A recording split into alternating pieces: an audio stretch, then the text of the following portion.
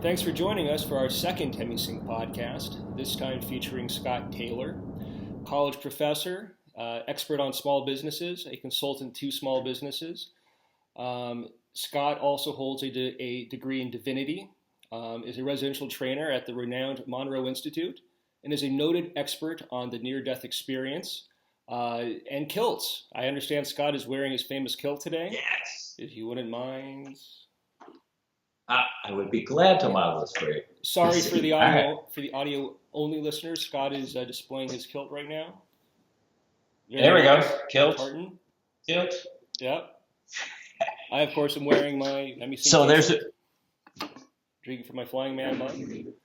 So there is a reason I wear my kilt. Yes. And that is that I have studied over 3,300 near-death experiencers and interviewed hundreds of them. And what I know is that these individuals are important to me because they have been killed and brought back to life again. Oh, that was terrible. Thank you for that. And so perhaps most importantly, Scott recently recorded his third album in the Into the Light series, this one called Exploring the Tunnel, which I'm sure he has on hand. Boom, there it is. There we go. And so, Scott, thanks for joining us today, and let's get right into it. I'm really glad to be here. Great. Thank you. So this time we're exploring the tunnel. And I think lots of people generally think of the tunnel as something that you just kind of go through. And, you know, in my own experiences, I've had certain tunnel-like experiences, and I find myself kind of carried through it at a high rate of speed, maybe not even intentionally, just kind of happens that way. So what made you saunter through the tunnel?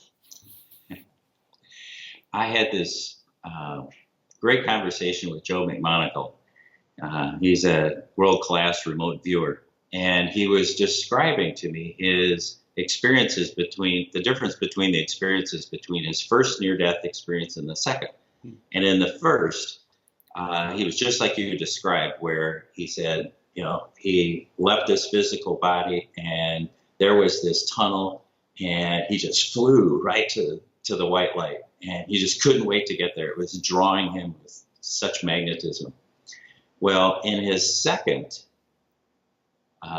again, he lifts out of his body, he's presented with the tunnel, and he starts to fly. And then it occurs to him, hey, I already know what's at the end of the tunnel. Why not spend a little bit of time to figure out if there's anything interesting here in this tunnel?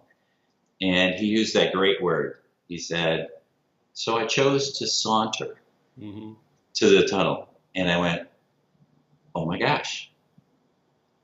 It's a great word, but it was relevant on a couple of points. One is that he was in such control that he could choose what it is that he wanted to do. It wasn't as if his near-death experience was predetermined for him, that he had the ability to manipulate it and to speed it up, slow it down. And then there's the discovery process.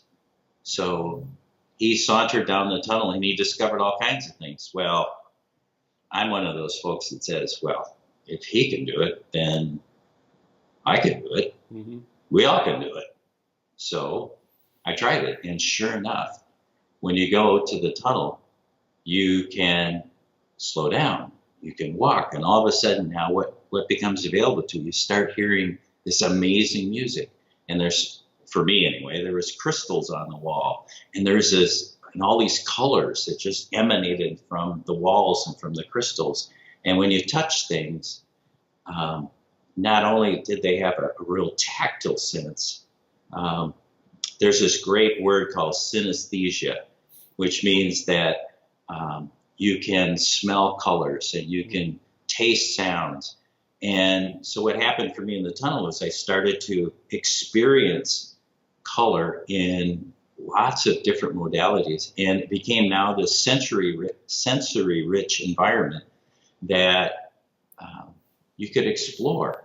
And you know, when you touch the walls of a the tunnel, there's information there for you. There's information for you in the light, in the textures of the crystals. This last week, I was teaching an NDE workshop at the Munroe Institute, and there were several people who, when they were going down the tunnel, there were different parts of their lives that were there. So it was like a preview to their past life review. And so it's a rich environment that allows us to go and exploring if we slow down. And there's all kinds of really interesting information for us that's there.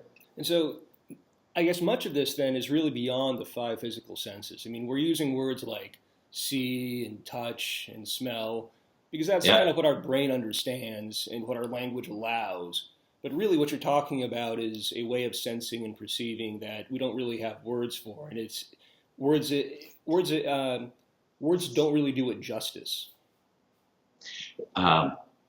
In the near-death literature, there's a series of common elements. And the very first common element is ineffable. It's a great word. And it just means we don't have English words to describe what it is that happens. And so people who've had near-death experiences, they try as best they can to dance around and explain things. And so when you're in the tunnel, what I've discovered through my experience and the experiences of others is that there's a ability to now open up and have a sensory rich and so there are colors there that don't exist here on the planet. How do you perceive those? How do you perceive sounds that come to you that you can taste them? And so it starts to dissolve the boundaries about what we think is normal sensory perceptions, which in turn becomes really valuable when we start having the other experiences associated with near-death experience, those other common elements. It gives us more information and it tells us more about ourselves. Mm-hmm. And then I was also observing that there's a lot more verbal guidance on this track than there typically is in an average Hemi-Sync exercise. That's Why right. did you think that was necessary? When we do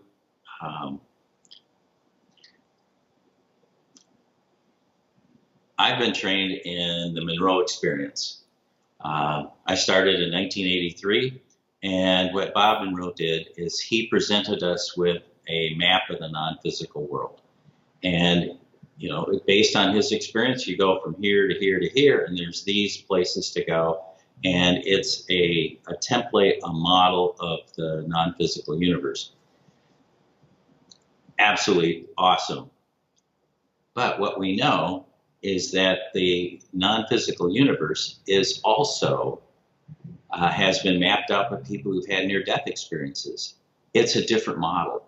And so what we're trying to do on these exercises is to take people to different locales in the non-physical universe that have been explored by millions of people who've had near-death experience. And so we're taking people on a different path and giving them a bigger, a breadth of experience that isn't available just to the normal Hemi-Sync exercises. And so what I try to do on the first CD in this album is to take people and give them tastes of where it is that they can go and what it is that they can do in the tunnel. Mm-hmm. And so they get to learn how to maneuver and how to take these skills and apply them. But because we're limited in time on these things, you just learn to maneuver around. And then on the second CD, which is an open exercise, there's very little guidance. You take those skills, use them in the open exercise so that you can spend time. You can spend a whole day just sitting there and looking at the crystals and trying to figure out what it is that they're there for and what information they have for you and all of the sensory input that they have. And so that's what's going on. Is the first CD is a teaching CD, and it allows you to move between various points. It teaches you different kinds of skills so you can maneuver in the non-physical universe easily. The second CD is really geared for, okay, now that you know the way, immerse yourself in it and do it at your own pace. Great. Well, I thought it was very effective. I really enjoyed both tracks, and thought that the guidance was extremely helpful, but there was still enough space to kind of have your own experience and to explore, especially on the second track, obviously. I mean, it's free flow. So with the 3 albums now, we've covered Meeting Your Guides, The Tunnel, Meeting Friends and Relatives, A Life Review, Cities of Light, and The Realm of Infinite Knowledge. Are these exercises similar to what one might experience if they attended one of your NDE workshops at the Institute? Yeah, actually. We do exercises like these where we take people to very specific spots and teach them about how to be in a tunnel and how to have a life review. And of course, there's lots more that we do at a workshop.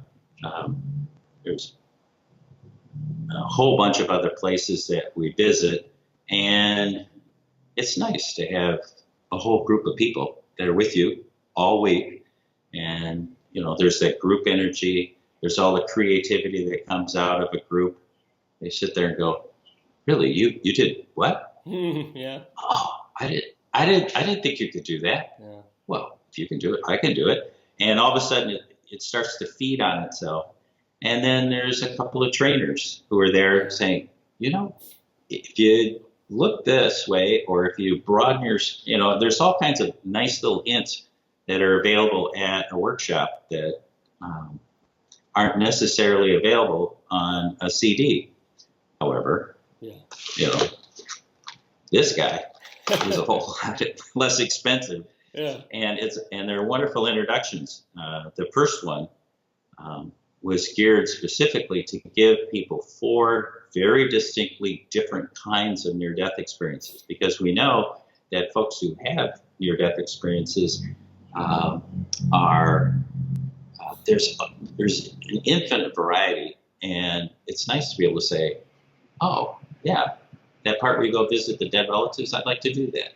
Or there's the part about my life review. How does this all fit together? And what are the lessons that I've learned? And how could things have worked out if they've been a little different? So all it's available to folks who try out the CDs. Great. And they're unashamedly plugged. Yeah, very good. And so at TMI, we speak in what's called focus levels. And so if you're listening and are unfamiliar with focus levels, it's really a unique brainwave form that is specific to a certain state of consciousness. And so we call those focus levels. And so as we look at these various near-death type experiences, do you think they correspond to certain focus levels, or how do you think about it? This is kind of inside baseball now. Yeah. So you described it really well. The focus levels are a waveform that supports you in a certain state of expanded awareness. And what we know about the focus levels is that they are really helpful at certain kinds of near-death experiences. So the tunnel is near a focus level, and when we teach the class, we don't talk about focus levels. We talk about vibratory windows because we use a Hemi-Sync tone, but it's a little tweaked. And for somebody who's gone through the Munroe Institute model, it's hindering to say, oh, we're going to focus 15. Because then they have in their mindset, oh, it looks like this, it feels like that. And and it kind of shuts down the possibility of their experience. Yeah. We don't do that.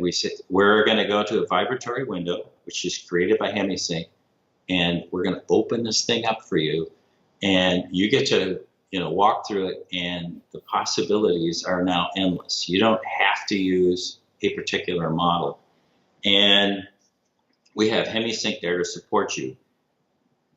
That's it. We use Hemi-Sync to support people, but it's not about Hemi-Sync. It's really about what you can do there, and the guidance that you get allows you to get on this path so that you can experience things like the tunnel, for instance. It's one of those areas where once you know what it feels like, and once you know you've been there, I mean, literally millions of people have gone through a tunnel. So the path is really well worn. All that we're trying to do is to take you there and say, here it is, here's the path, and now go explore, and off you go. Right. It's great. Right. Yeah, I think a lot of people get too hung up on, what focus level and exercise is in, or, what frequencies am I getting, instead of remembering that your consciousness is capable of inducing these experiences on its own, and we're really just kind of giving it a little nudge to kind of go there, to reach that locale. One of the things we know about this work is that when we're in the non-physical universe, intention is everything. Yeah. So when we talk about going to we're going to go to the white light, or we're going to meet our teacher protector, or we want to visit some divine being, name your location. We go into it, put the intention out there, and when we enter that expanded state of awareness, all the rules have changed. It's this quick. It's like, oh, I want to go see my guide, poof, guide right there. Mm-hmm. I want to go to the tunnel, poof, the tunnel is right there. Everything is so fast, and it's lovely because you can move and experience, and now all of a sudden intention is important, but so is your creativity. Like, what do you want to experience? There is nothing limiting you. I mean, literally nothing limiting you. So how and what do you want to know about? What kind of experience do you want to have? That's where the fun gets to be. Mm-hmm. It's just fun. Very good. So, Scott, you've done 3 albums now on the near-death experience. You have not written a book. Why is that? Thank you for asking, because it's when I finished doing my doctoral work, one of the things that typically happens when you do that kind of thing is you take this academic paper and you recast it and write a book based on it. Well, one of the things that I have done over the years is to try to establish this connection with my higher self, whatever that means. And my higher self kept telling me, Scott, there's enough books out there. We really don't need another book by you about near-death experiences. That's really been covered. But what people really need is to turn their belief of a near-death experience, that this is possible, and give them the experience so they can turn that belief into a known, to understand that they really are these energetic spiritual beings that are infinitely loved and tied to the creative force of the universe. We are the stuff of God and all that can be. So it's how do you take and give people that experience? Well, it took me a while to figure it out. But now we can do that. And that's where the fun is, because now we have people who, have long said, boy, I wish I could have that near-death experience, but that whole bodily trauma thing, I really don't want to do that part. Yeah. And rightfully so. Yeah. It's, because the typical near-death experience, the physical body is so traumatized that it dies. I mean, it's wounded in some catastrophic way. And that means that, you have to heal the body, and there's, if it's car accidents, it's other people die. And I mean, it's, in and of itself, it is typically not a really positive event. So if we can skip all that and just say, can we go to that energetic level that people go to when they have near-death experiences without the trauma? Let's do it. And we've known for a long time that people have spontaneous out-of-body experiences, spontaneous near-death experiences while deeply meditating. And that was my impetus for this, because it's in the literature. It's 40 years we've known this. We haven't quite been able to figure out how to get there. And now we can. So thank you, Hemi-Sync. Thank you, Munroe. Thank you, Garrett. Thank you, Scott. Yeah, we can do this thing. Yeah. And so kind of getting into why it's so important to have these types of experiences, these near-death experiences. I mean, you touched on connecting to the creator, something greater than yourself. But then just kind of also more basically, I mean, it's just overcoming the fear of death itself, or, the experience of death. I mean, it seems to me that runs so deep. Sorry.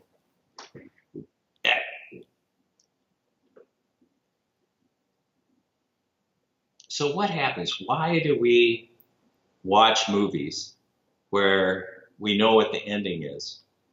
Because we know that the first time when we watch a movie, we're all caught up in the drama of what the heroine is doing, what the hero is doing, and how they maneuver through their lives. And at the end of the movie, it comes to some pleasant conclusion.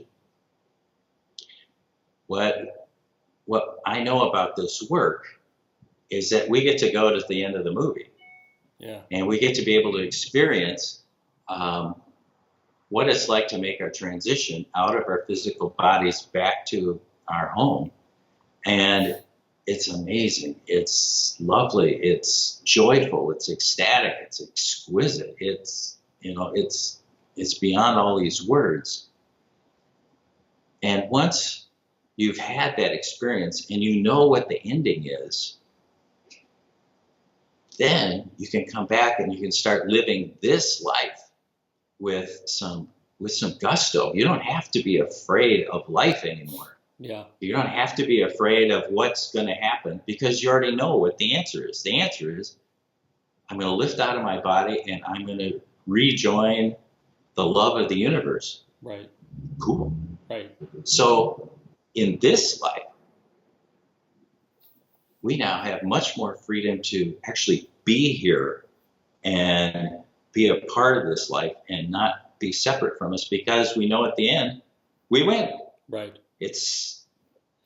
So it's this odd dichotomy of, I'm teaching people about death and the transition that happens so that they can live here now. And it just makes everybody's life like, oh wow. Yeah. The implications of that. Yeah, so the implications of that are so profound, though, because I think people think of it as, okay, well, yes, of course I have a fear of death, but that's something kind of way off down the line. It doesn't impact my day-to-day too much. But, I have this, fear of, scarcity, of not having enough, or of getting sick. But right underneath that, underlying that really is a fear of death. And it informs our relationship choices, our educational choices, our career choices, so many different choices, and impacts us in ways that I think most of us don't fully appreciate. So, thank you for doing this work. You're welcome, and it's great fun.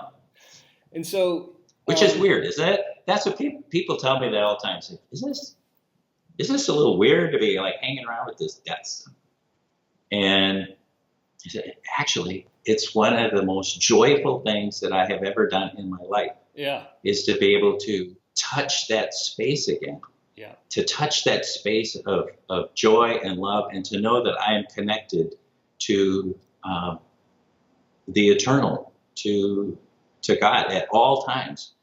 And what's really lovely about people who've used the CDs for a while, or the folks that come to my workshop, is that they get to understand that this love is the foundational energy of the universe, and we are made up of it.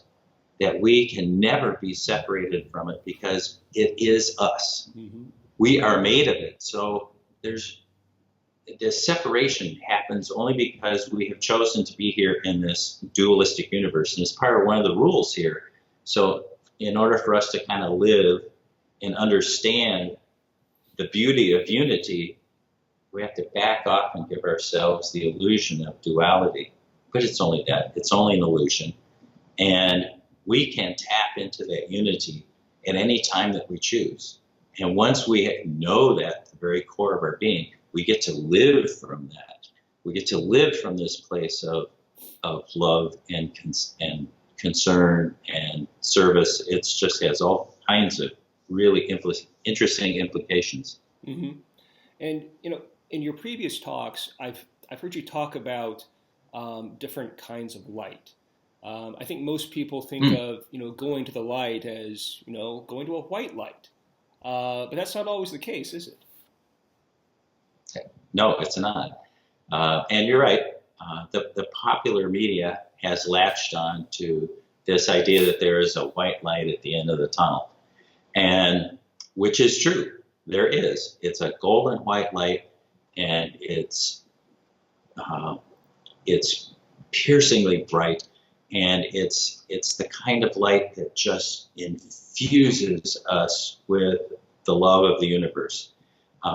It's the kind of light that when you step into it, and if you were to look around, what you would notice is that there's no shadow.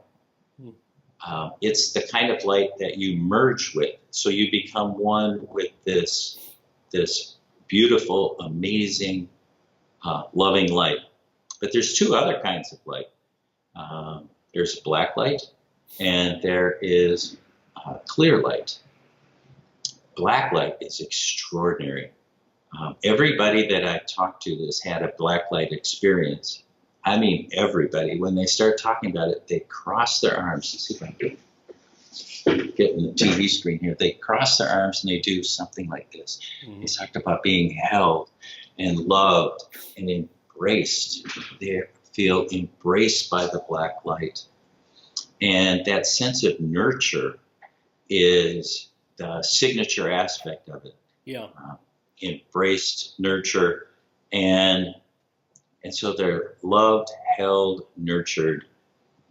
And then this is also the place. There's a special part of the black light that you can walk to that is the source. Remember back in the Bible when God did his first miracle and he said, "Let there be light." Mm-hmm. Well, what was before the light was the source. And we can take people to there. That's the black light, is the source of everything. It's the unmanifested potential of the universe. It's where everything exists before form. It exists as this energy, this loving, nurturing energy.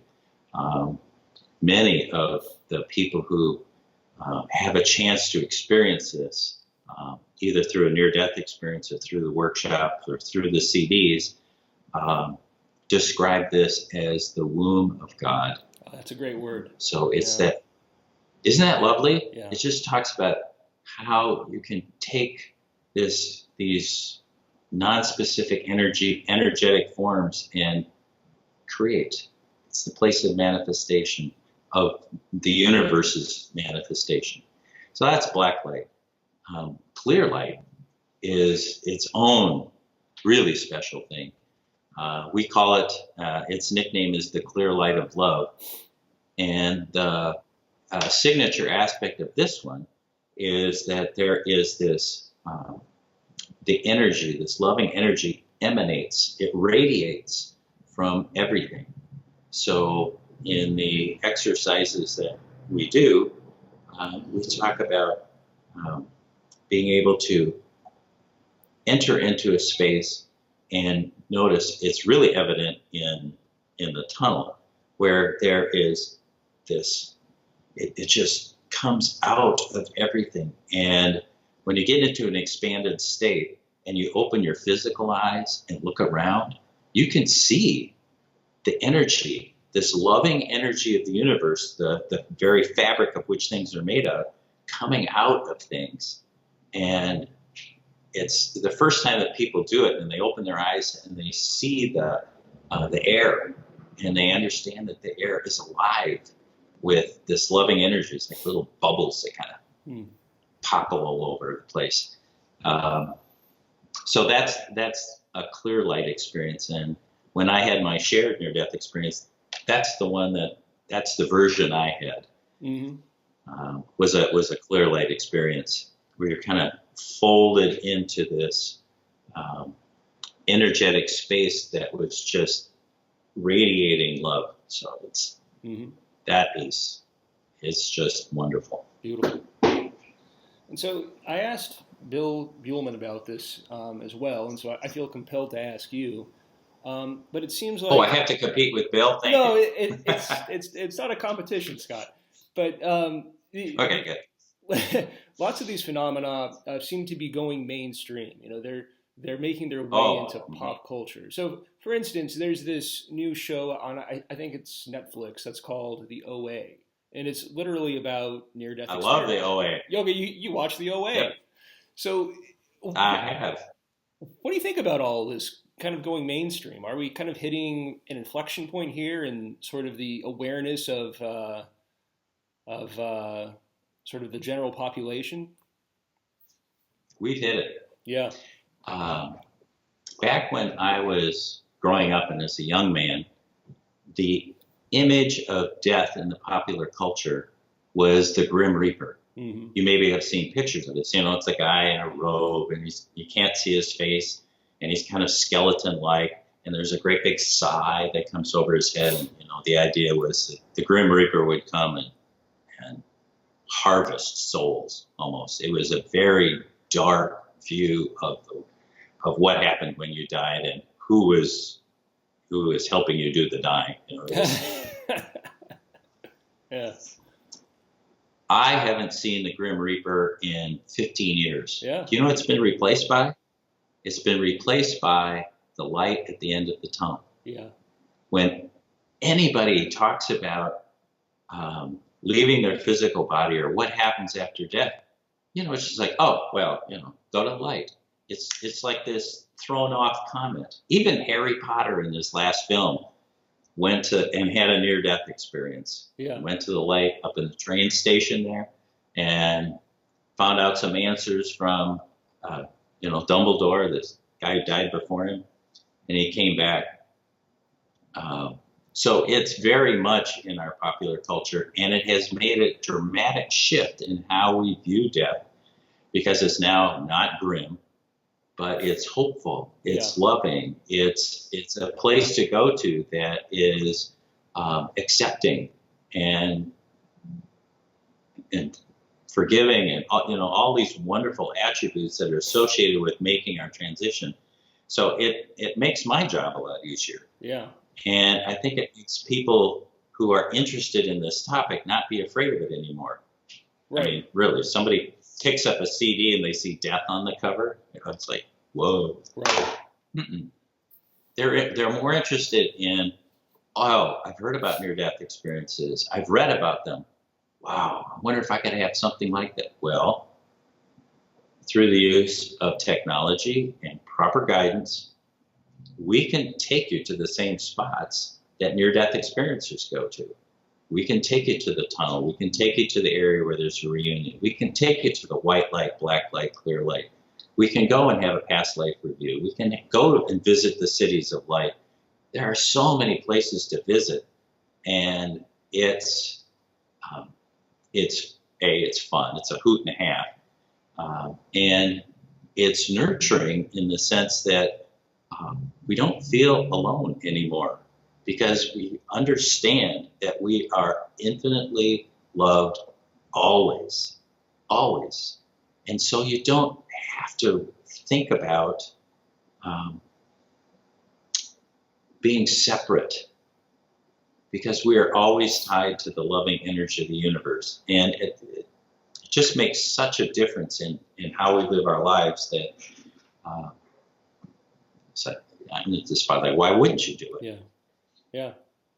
Beautiful. And so you're also pretty heavily involved in research on the near-death experience, right? And I know that you devour every new report that comes out. Are there any interesting factoids on NDEs that people might like to hear about? Let's see.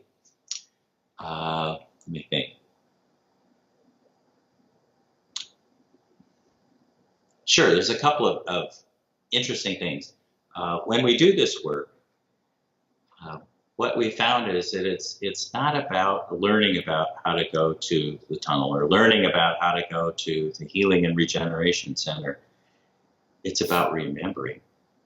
Because we have done this, I don't know, hundreds or thousands of times. There are millions of people who've had, have made the transition. And so when we move out of duality and we leave our physical bodies and move from the world of duality up into the world of the non-physical, we go, oh, yeah, I've done this before. I get this. So there's a different mindset that goes on. Mm-hmm. It's one of those little factoid things that you go, oh, yeah, that makes sense. It's like another one is this area that we visit, the non-physical universe, it's outside of time. And so what happens is that now all of a sudden we have to break down the barriers about what we think is possible.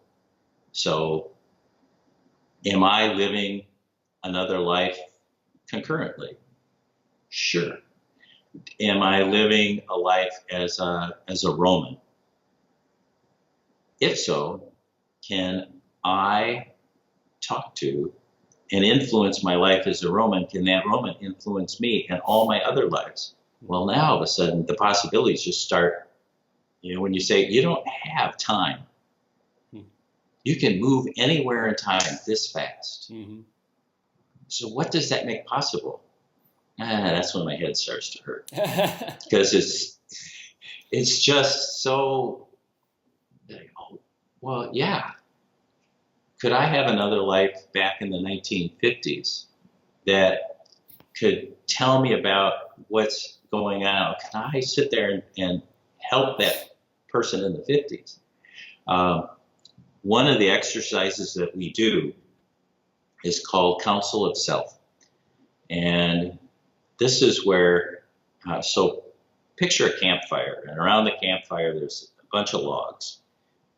This is what happened to me the first time I went to the Council of Self.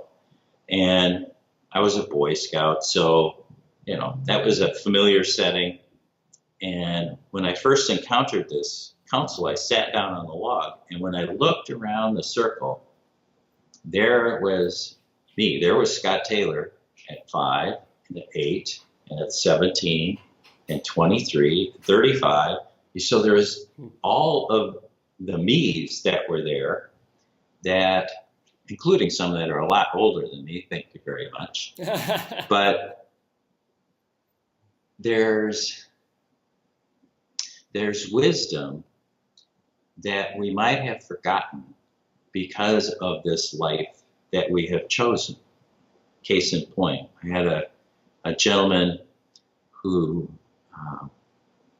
had chosen the life of a soldier and of a policeman. He was a member of the SWAT team. He had chosen a very hard life. And when he sat down with his Council of Self, his 8-year-old stood up and said, do you remember when we were 7, that we used to go out to the sand dunes and fly kites?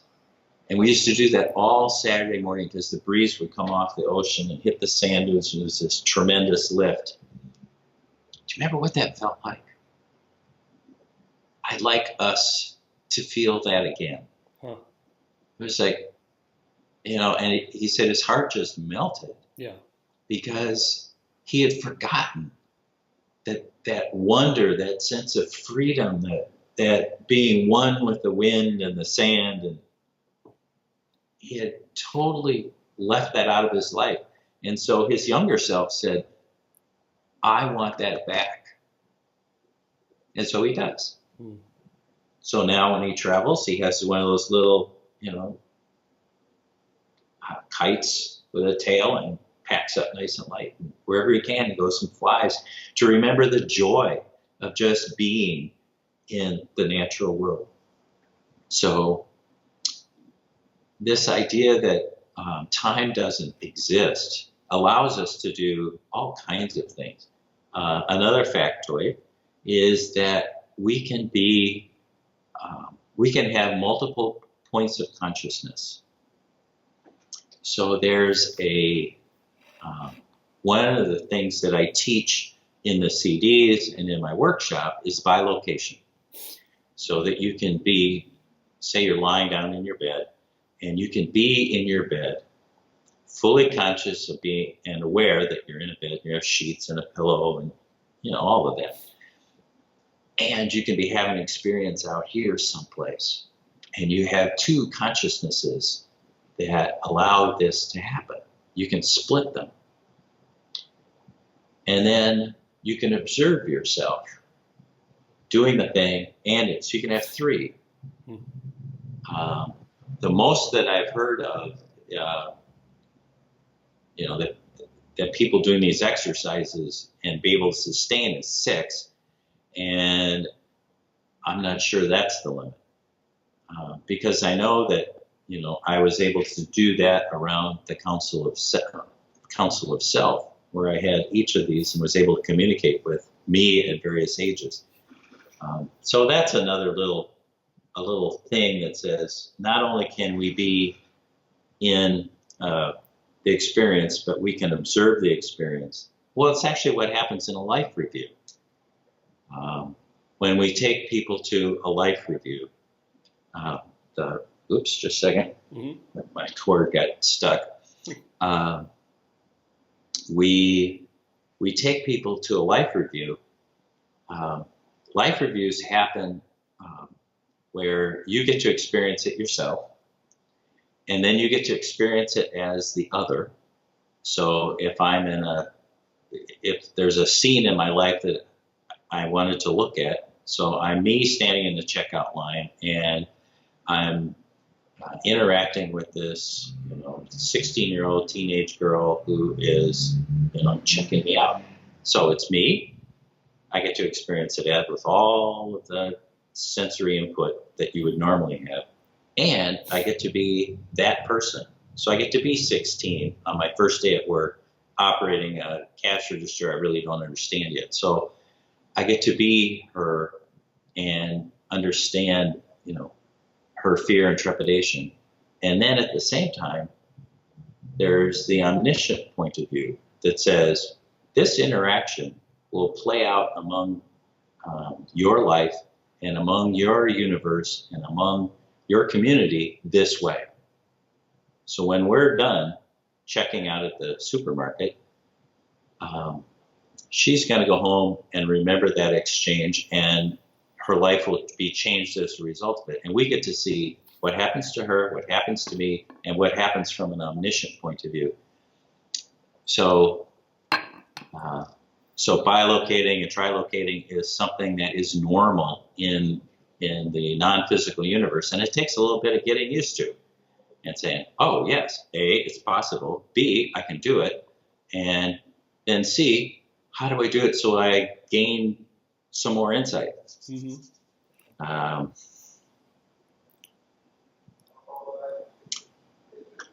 That's fascinating stuff, Scott.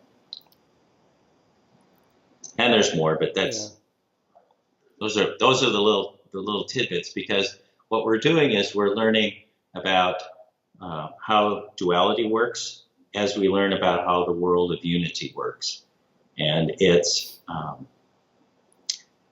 probably the last factoid here that I'd like to share is that we get to choose. Right. In every moment we get to choose. Do we want to live in duality?